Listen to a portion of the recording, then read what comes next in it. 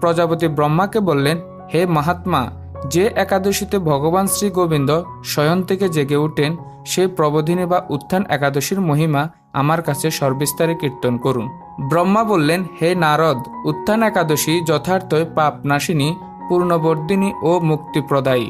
এই একাদশী ব্রত নিষ্ঠার সাথে পালন করলে 1000 অশ্বমেধ যজ্ঞ ও শত শত রাজসূয় যজ্ঞের ফল অনায়াসে লাভ হয়। জগতের দুর্লভ বস্তুর প্রাপ্তির কথা আর কি বলবো। এই একাদশী ভক্তিপরায়ণ ব্যক্তিকে ঐশ্বর্য, প্রজ্ঞা, রাজ্য ও সুখ প্রদান করে।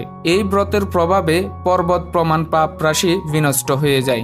যারা একাদশীতে রাত্রি জাগরণ করেন তাদের সমস্ত পাপ ভস্মীভূত হয়। শ্রেষ্ঠ মুনিগণ তপস্যার দ্বারা যে ফল লাভ করেন এই ব্রতের উপবাসে তা পাওয়া যায়। যথাযথভাবে এই ব্রত পালন করলে আশাতীত ফল লাভ হয়, কিন্তু অবধিতে উপবাস করলে স্বল্পমাত্র ফল প্রাপ্তি হয়।